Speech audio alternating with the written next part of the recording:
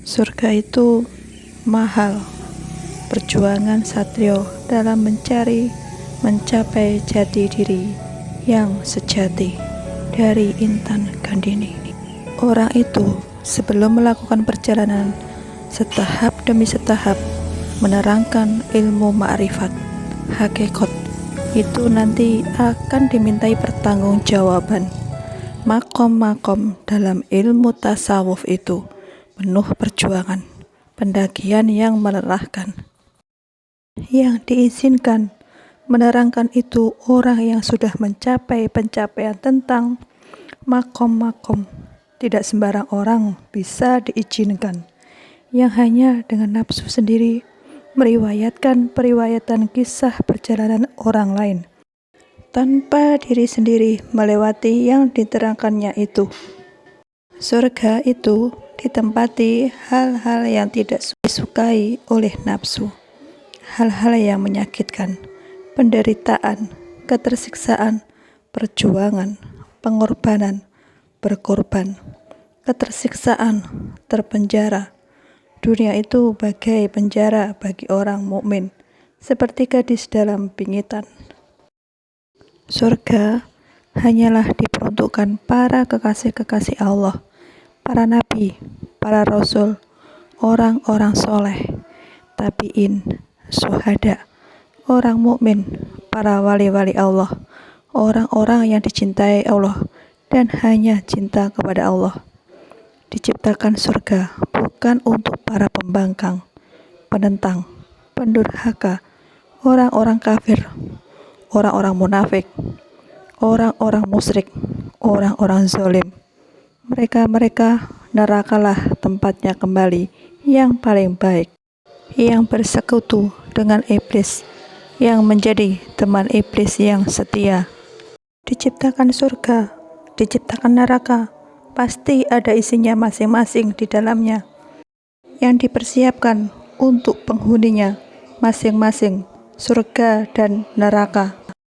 Orang-orang beriman tak butuh surga dan tidak butuh kenikmatan surga, dan bukan surga yang menjadi tujuannya. Apakah tujuan itu akan datang dengan sendirinya tanpa kendaraan atau bekal? Sampaikah pada tujuannya? Hanya angan-angan duduk termenung bisa sampai tujuan, atau hanya mendengar cerita dari orang lain yang mengalami perjalanan tanpa diri sendiri, mengalami perjalanan yang melelahkan tanpa kendaraan? Apakah kamu akan sampai tempat yang kamu tuju? Hanya berangan-angan mendapatkan yang diangan-angankannya. Dan ujian bagi orang-orang yang dalam perjalanan menemui rintangan atau halangan di setiap stasiun demi stasiun pemberhentian. Apakah kamu akan tergoda, tergiur di setiap stasiun yang kamu lewati, kamu jumpai, ataukah akan melanjutkan perjalanan itu? Masing-masing orang, hak setiap orang yang akan melakukan perjalanan demi tujuannya, dari jin-jin yang halus, dari jin yang tak kasat mata, dari jin dan manusia. Pengganggu akan menghalang-halangi, mencegahnya dengan iming-iming yang menggiurkan, menyenangkan, dan terlena dengan yang didapatkannya. Dengan pandainya iblis-iblis pengganggu menawarkan pemanis rayuannya. Dari jin dan manusia bermaksud ingin menghalang-halangi jalan menuju puncak dari tujuan yang kita tuju.